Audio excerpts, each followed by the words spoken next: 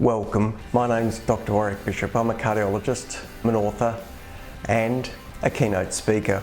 I'm CEO of the Healthy Heart Network. I'm all about trying to help people live as well as possible for as long as possible. Heart disease is huge in Australia. Every 20 minutes someone suffers a heart attack. Most of these could probably have been avoided if only we knew what to do. This podcast is all about helping you understand blood pressure, weight, cholesterol for better health. If you enjoy this podcast, I would be honoured for a 5-star review. You can share it with your family and friends. It may well save someone you love. Hi, my name's Dr. Warrick Bishop and welcome to my podcast and videocast station. Look, I'm grateful that you've decided to tune in, and I'm pretty keen to share with you an interesting one that popped up recently for me, and that is being interviewed by Julie Kendrick, who wrote an article for the Huffington Post, and the article really was a survey of 5 cardiologists sharing exactly what they eat and drink during a day. So, if it's all right with you, I'll read that article to you, and if you want more detail, not that there'll be much more, but if you want to read it, you can go to the huffpost.com site and look it up.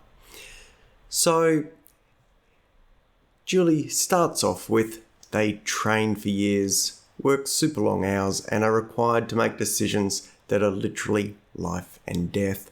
So how do some of the world's top cardiologists keep themselves nourished and hydrated while working in a field that can be physically and mentally punishing? Just in time for Heart Health Month, we found the answers from these experts. I'll read about Dr. Warrick Bishop first because I'm listed first. Private cardiologist, Hobart, Tasmania, Australia. First thing, strong coffee, 1 shot caffeinated, 1 shot decaf, for the robust flavour without jitters from too much caffeine, often with a bit of butter blended into it to make a bulletproof coffee. Mid-morning, another coffee, sometimes with a dash of cream. Lunch, a small snack, perhaps a piece of cheese. Dinner, salad, often with plain yogurt, sometimes a few pickled vegetables and a protein, steak, chicken, pork or venison. Evening, a glass of wine. Bishop, persuaded by recent research, has been following a pattern of eating during an 8-hour window and fasting for 16 hours. Still, he knows that may not work for everyone. In quotes, there isn't a single perfect diet for every person, Bishop said. It depends on each person's dietary objectives. He likens the way we eat to a bank account where nutritious choices build up our balance so we can, if you like, draw down with an occasional indulgence from time to time. In quotes, my recommendation is to follow the Mediterranean diet, which research shows to be very effective, he said. Continuing, I tell my patients that you need to minimise eating food that has a barcode on it and to avoid processed and sugar-dense foods as much as possible. Further, he pointed out that diet is only one pillar of good health. For example, we often focus on diet and neglect the importance of good sleep, regular exercise, reducing stress, and periodic health checks and screening. The next doctor interviewed was Dr. Deirdre Mattina from the Cleveland Clinic, and this is a very world-recognised institution of research and excellence in the field of cardiology.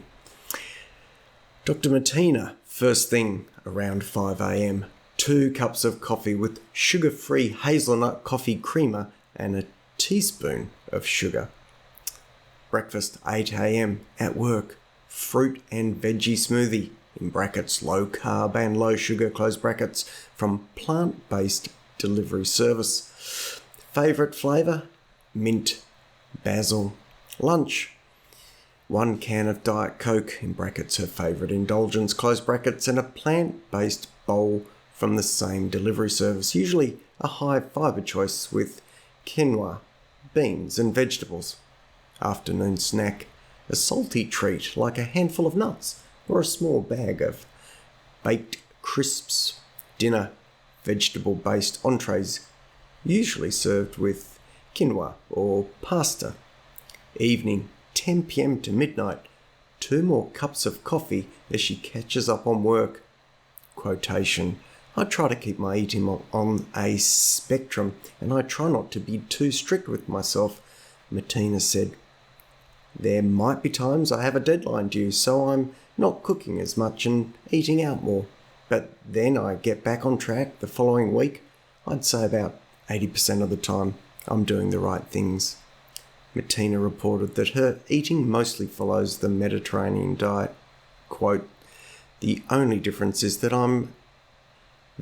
as a pescatarian, I only eat fish, not any meat, since I've been a vegetarian since I was 16, she said.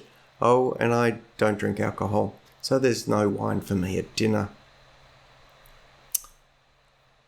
Dr. Carmen Landro is the next doctor. She is based at the Memorial Hermann Hospital in Houston. First thing, large glass of water.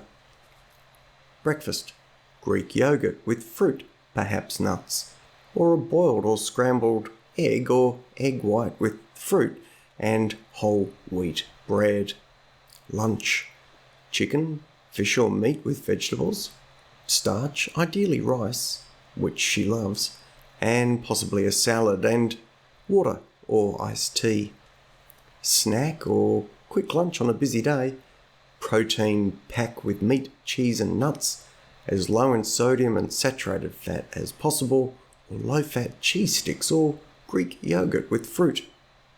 Dinner, chicken or beef, either baked or grilled with veggies, or a salad on the side with low-fat, low-sodium dressing, weekly. A free choice meal at a favourite restaurant, usually steak with grilled shrimp, side Caesar salad, baked potato with chives and butter, and dessert, ice cream, cake or flan. In quotes, a firm don't for me is not to follow fad diets, Landro said. I don't like to classify certain food groups or nutrients as bad, and I don't totally avoid certain food groups. I never ask patients to deprive themselves of occasional treats if they can do so responsibly and with moderation. I tell them that the same way eating one salad won't make them lose weight, one treat on a special occasion shouldn't derail their efforts if they resume their healthy lifestyle after that. The next cardiologist interviewed was Dr. C. Noel Byrie-Mers from Cedars-Sinai Medical Center, Los Angeles, and I've heard Dr. Byrie-Mers present, and she is a highly, highly regarded professional from a rather impressive institution. Her breakfast, yogurt with nuts, peanut butter on toast and a glass of milk, or leftovers from dinner. Lunch, fruit and milk.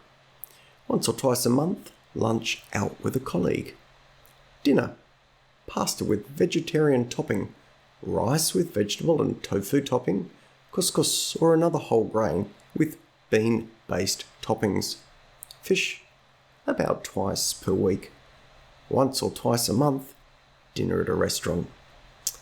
In quotes, I'm very comfortable eating good food, Byrie-Mers said. I'm predominantly pescatarian and I usually don't eat dessert unless it's very good chocolate. She stresses that she refers to what she eats as nutrition instead of diet. In quotes, diets are something for weight loss, but nutrition is the composition and the amount of food you need to feel well. Lastly, Dr. Brahmaji Nalamothu from the University of Michigan and the Ann Arbor VA Medical Center. For breakfast, a glass of water, 1 egg, fried or scrambled, piece of fruit, and a thermos of coffee with cream to take to work and sip throughout the day. Lunch.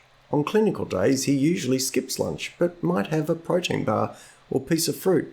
On research days, he'll have a protein bar and plain yogurt. Afternoon. A latte if he's feeling sluggish. Pre-dinner, cheese and nuts, in brackets, and with a beer if I feel I've earned it, close brackets. Dinner. 3 times weekly, Indian vegetarian food with rice, breads, vegetable and dal-based curries and yogurt. Other nights, Indian fusion with Mexican or Italian. Once a week, takeout. Dessert. I can go deep on cookies, he says. In quotes, I aim to strive for balance in my eating, but I also believe life isn't worth living without spicy food. Nalamothu said, I'm a big believer in Michael Pollan's dictum, eat food, not too much, mostly plants. And I've been a vegetarian for about 5 years now. I started with one of my children who decided to become a vegetarian, and I've continued ever since. He continues, the older I get, the more I realise how deeply personal food is for people. It is important for us to understand this diversity and be inclusive in how we think about diet and nutrition. Because of my involvement in the South Asian community in southeastern Michigan, I see a lot of people who eat non-Western diets, including vegetarian ones. Providing dietary counselling for those people has been a big gap until recently, but dietary counselling has evolved over the last few years in a very positive way. Well, that's it. That's how 5 cardiologists enjoy their food through the course of a day. I have to say I feel particularly privileged to be included in that rather impressive group of cardiologists, including Dr. Deirdre Matina, Dr. Carmen Landry, Dr. Noel Byrie-Mers and Dr. Brahmaji Nalamothu. Well, I hope you found that satisfied your appetite for curiosity about what cardiologists eat. I'm going to wish you the very best. Till next time, please live as well as possible for as long as possible. Take care and bye for now. Join the Healthy Heart Network and become part of our growing community. If you're interested in your heart health and risk of heart attack, then join the Healthy Heart Network for only $5 as a lifetime member. This represents $55 worth of value. We offer and help people understand their present state of heart health, what their current level of risk is, and the positive steps they can take to improve their risk of heart attack in the future. Go to www.healthyheartnetwork.com.au and click the Join the Family button.